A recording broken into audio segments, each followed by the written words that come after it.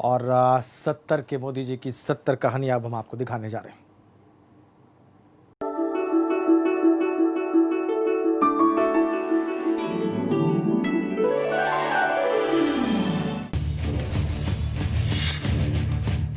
नरेंद्र मोदी 7 भाई बहनों में बीच के हैं।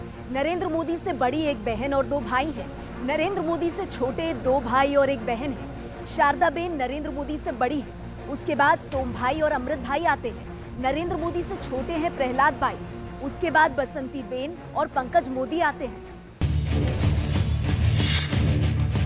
मोदी की पढ़ाई लिखाई उनके जन्म स्थान वडनगर से शुरू हुई थी, जहां वो कक्षा 7 तक पढ़े दरबार स्कूल में। मोदी ने 8वीं में वडनगर के बीएन हाई स्कूल में दाखिला लिया और 11वीं तक की पढ़ाई उन्होंने वहीं पर पूरी की। उनका दाखिला 10 जून 1963 को हुआ। बीएन हाई स्कूल में पढ़ाई के दौरान नरेंद्र मोदी एनसीसी के अलावा रंगमंच में भी काफी सक्रिय थे। मोदी की एनसीसी वाली तस्वीर और जोगीदास कुमार नामक नाटक की मुख्य भूमिका वाली ये तस्वीरें नरेंद्र मोदी की इसी स्कूल में पढ़ाई के दौरान की हैं।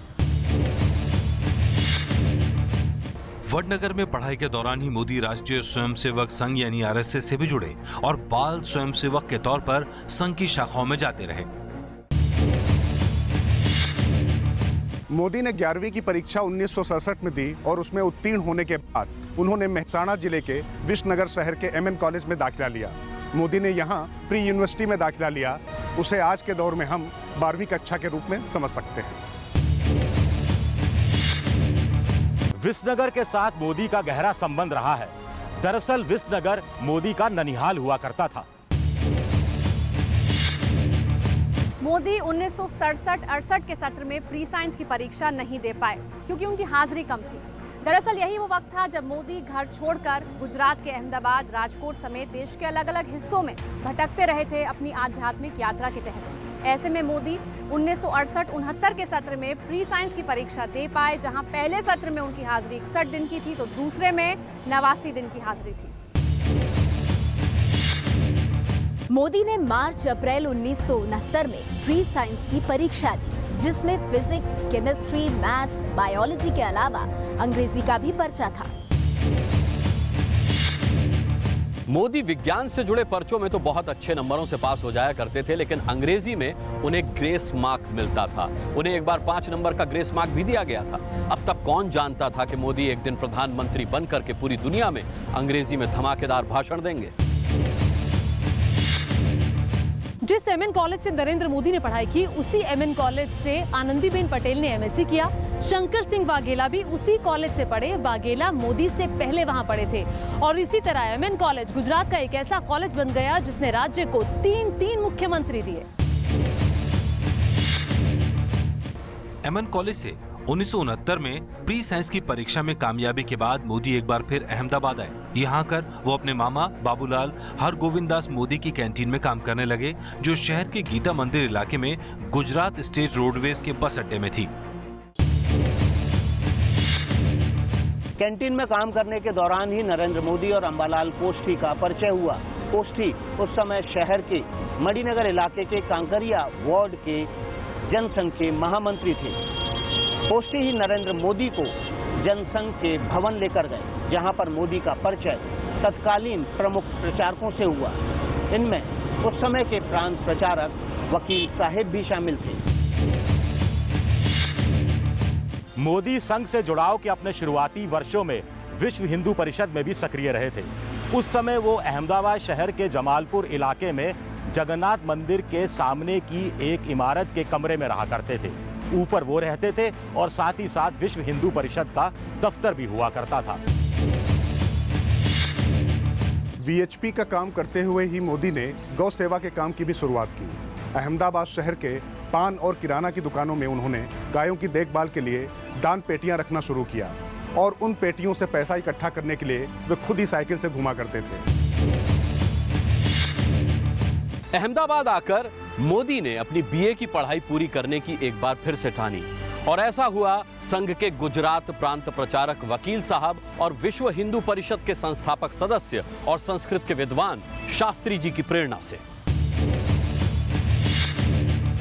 मोदी ने अहमदाबाद शहर के मणिनगर इलाके में मौजूद श्री स्वामी नारायण आर्ट्स कॉलेज में 1970-71 में दाखिला लिया और ये जो कॉलेज था ये आरएसएस कार्यालय के नजदीक था और मोदी का इरादा राजनीति शास्त्र में बीए करने का था।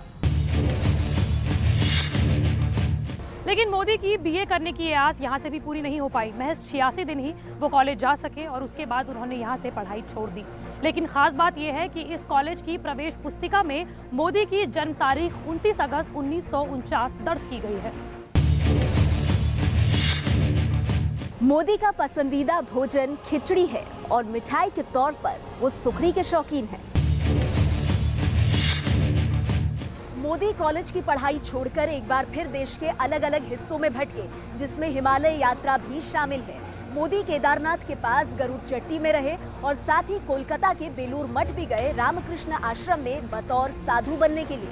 स्कूली जीवन के बाद मैं हिमालय में चला गया था। हिमालय के मेरी ज़िंदगी के जो 3 साल है करीब करीब, वहाँ की बहुत सी घटना है जो मुझे।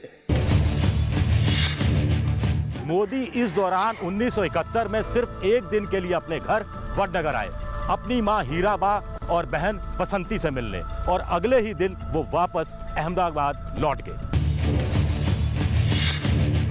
वडनगर से अहमदाबाद आने के बाद मोदी का जैसे घर से रिश्ता खत्म ही हो गया। वह संघ और वीएचपी के इतने नजदीक चले गए कि बाद में वे संघ प्रचारक ही बन गए। संघ से जुड़ने से पहले कुछ वर्षों के लिए नरेंद्र मोदी ने विश्व हिंदू परिषद में भी काम किया। इस दौरान उनके जीवन में एक बड़ा मौका तब आया जब उत्तर गुजरात के सिद्धपुर में 1972 में वीएचपी का एक बड़ा सम्मेलन हुआ।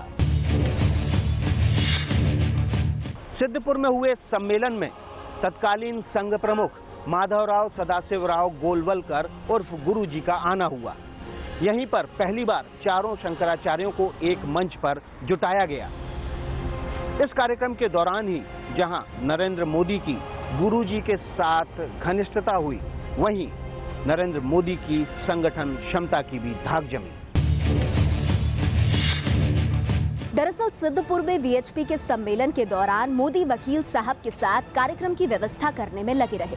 तब वकील साहब ने मोदी को 80,000 रुपए की भारी भरकम धनराशि दी, जो कि वीएचपी के सम्मेलन में होने वाले खर्च के लिए जुटाई गई थी। तब टेंट में रहने वाले मोदी को ये समझ ही नहीं आया कि वो इतने सारे रुपए रखे कहाँ। फिर उन्होंने सूखी हुई सरस्वती नदी के पट में बालू के नीचे एक प्लास्टिक की थैली में ये पैसे छिपा कर रख दिए और 3 दिन बाद जब इस रकम की जरूरत पड़ी तो उन्होंने वकील साहब के सामने ये 80,000 रुपए हाजिर कर दिए। वीएचपी के लिए काम करने के बाद बतौर आरएसएस प्रचारक नरेंद्र मोदी ने काम करना शुरू किया। 1972 में औपचारिक रूप से आरएसएस के प्रचारक बने और 1973 में मध्य गुजरात में सह विभाग प्रचारक की भूमिका उन्हें दे दी गई। 1975 में जब देश में आपातकाल लगा, उस वक्त मोदी वडोदरा में संघ के प्रचार विभाग में काम किया करते थे। इमरजेंसी लगने के बाद उन्होंने भूमिगत होकर अपने आंदोलन को आगे बढ़ाया।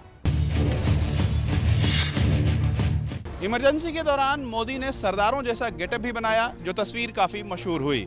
आपातकाल के दौरान वो काफी वक्त तक कन्हू भाई शाह के घर पर रहे, जो अहमदाबाद के सीएन फाइन आर्ट्स कॉलेज के प्राध्यापक थे।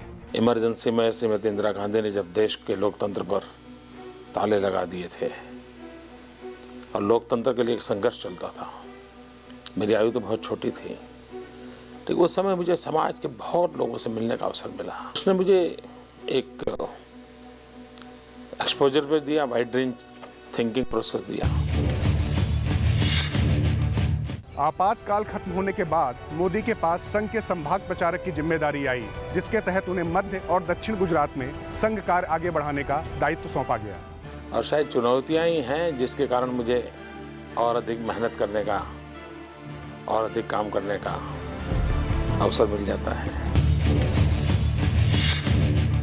22 मार्च 1977 को इमरजेंसी खत्म होने के बाद संघ के प्रमुख नेता दत्तोपंत ठेंगड़ी के निर्देश पर नरेंद्र मोदी आपातकाल के दौरान आरएसएस की भूमिका और लोक संघर्ष समिति के आंदोलन पर शोध करने के लिए 1977 में दिल्ली आए। यहां पर वो दीनदयाल उपाध्याय शोध संस्थान से जुड़े। ये आरएसएस का जो कार्यालय है दिल्ली में झंडेवालान में केशव कुंज, उसके बगल में है। मोदी ने अपनी शोध परियोजना के तहत 14 जनवरी 1978 को यानी मकर संक्रांति वाले दिन आपातकाल में गुजरात नाम से गुजराती भाषा में अपनी पुस्तक को पूरा किया। इस पुस्तक में आपातकाल के दौरान आरएसएस और लोक संघर्ष समिति के बैनर तले हुए आंदोलन का पूरा ब्यौरा मिलता है। बाद में यह किताब आपातकाल में गुजरात के नाम से हिंदी में भी प्रकाशित हुई। 1978 में नरेंद्र मोदी ने पत्राचार पाठ्यक्रम से दिल्ली यूनिवर्सिटी से बीए किया। 1979 में नरेंद्र मोदी को दीक्षांत समारोह में बीए की डिग्री दी गई। मोदी का गुजरात से नाता 1979 में तब फिर से जुड़ा जब राजकोट के मोरबी शहर के बाहर बना मच्छू बांध सुबह 9:45 बजे गिर गया और इसमें 20,000 से ज्यादा लोगों की जान गई। जिस वक्त मच्छू डैम हादसा हुआ उस वक्त मोदी चेन्नई में थे। हादसे की खबर लगते ही वो दिल्ली आए। यहां आकर नानाजी देशमुख से उन्होंने परामर्श किया और परामर्श लेने के बाद वाया मुंबई विमान मार्ग से सीधे राजकोट पहुंचे। मोरबी में हालात का जायजा लेने के बाद दूसरे दिन सुबह 9 बजे नरेंद्र मोदी अहमदाबाद पहुंचे। वहां गुजरात के संघ के कुछ अधिकारियों के साथ उन्होंने बाढ़ पीड़ितों की सहायता के लिए परामर्श किया। इन अधिकारियों में जो प्रमुख थे वो अधिकारी थे संघ के तत्कालीन प्रांत संघ चालक पीवी दोषी, प्रांत प्रचारक केशवराव देशमुख, प्रांत कार्यवाह प्रवीण मनियार, अहमदाबाद विभाग कार्यवाह रतिभाई शाह और प्रांत व्यवस्था प्रमुख बच्चूभाई भगत। इस बीच संघ में मोदी की भूमिका और बढ़ गई। मार्च 1981 में संघ के तत्कालीन प्रांत प्रमुख केशवराव देशमुख के निधन के बाद मोदी के सामने अखिल भारतीय विद्यार्थी परिषद, भारतीय किसान संघ और बीएचपी के साथ समन्वय की भी जिम्मेदारी आ गई। अहमदाबाद विभाग प्रमुख की जिम्मेदारी निभाने के बाद मोदी के पास प्रांत सह व्यवस्था प्रमुख की जिम्मेदारी आई। इस तरह से मोदी आरएसएस के लिहाज से प्रांत स्तर के अधिकारी हो गए थे। मेहसाणा मोदी का गृह जिला है और मोदी तब तक राज्य में न सिर्फ संघ बल्कि वीएचपी और अन्य संगठनों की मदद से बीजेपी के लिए एक आधार तैयार कर चुके थे, जिसका परिणाम ये हुआ कि 1984 के चुनाव में बीजेपी को 18.64% वोट मिले, जो लोकदल और जनता पार्टी जैसी सहयोगियों की तुलना में अधिक थे। मोदी बीजेपी से औपचारिक रूप से 1987 में जुड़े जब वो प्रांत के सह संगठन मंत्री बनाए गए और अगले ही साल संगठन मंत्री। उसी दौरान मोदी ने अहमदाबाद के नगर निगम के चुनाव में बीजेपी को पहली बार सत्ता दिलाई थी। जिस समय मोदी बीजेपी की गुजरात इकाई के संगठन महामंत्री बने उस वक्त अध्यक्ष थे शंकर सिंह वाघेला। हालांकि 1988 में जब काशीराम राणा प्रदेश अध्यक्ष बने तो उन्होंने अपनी टीम का हिस्सा बनाने से नरेंद्र मोदी को मना कर दिया और उसके बाद सुरेश मेहता को उन्होंने अपना संगठन मंत्री बना दिया। उसके बाद संघ और केंद्र के नेताओं की कहने पर उन्होंने नरेंद्र मोदी को पार्टी का महामंत्री फिर से बनाया। संगठन महामंत्री की भूमिका में मोदी ने बीजेपी को इस लायक बना दिया कि वो अपने दम पर सरकार बना पाए और इसी के चलते 14 मार्च 1995 को केशुभाई पटेल गुजरात में पहली बीजेपी सरकार के मुख्यमंत्री बने। हालांकि इस पहली सरकार के गठन के साथ ही शंकर सिंह वाघेला ने विद्रोह कर दिया, जिसका नतीजा ये हुआ कि नरेंद्र मोदी ने 28 सितंबर 1995 को संगठन मंत्री के पद से इस्तीफा दे दिया। गुजरात इकाई से मुक्त होने के बाद नरेंद्र मोदी का दिल्ली जाना हुआ, जहां वो अपने पुराने साथी और अमरेली से सांसद के तौर पर चुने गए दिलीप संघानी के सरकारी आवास के एक छोटे से कमरे में रहे। दिल्ली जाने के बाद मोदी को केंद्रीय इकाई में सचिव की जिम्मेदारी दी गई, जहां उन्हें हरियाणा, हिमाचल प्रदेश और चंडीगढ़ का प्रभारी बनाया गया। 1997 में उन्हें जम्मू कश्मीर और पंजाब की भी जिम्मेदारी दी गई। मोदी के राजनीतिक जीवन में बहुत बड़ा पड़ाव तब आया जब 19 मई 1998 को बीजेपी की केंद्रीय इकाई में उन्हें महामंत्री बनाया गया। महामंत्री के तौर पर मोदी की ये भूमिका तब तक रही जब तक कि वो गुजरात के मुख्यमंत्री नहीं बन गए। पार्टी के शीर्ष नेतृत्व ने 26 जनवरी 2001 को गुजरात में आए भूकंप के बाद राहत कार्यों में बरती गई शिथिलता और उपचुनावों में बीजेपी की हार के बाद केशुभाई पटेल को मुख्यमंत्री पद की जिम्मेदारी से मुक्त करने का फैसला किया और 3 अक्टूबर 2001 को मोदी की गुजरात में एक बार फिर धमाकेदार वापसी हुई।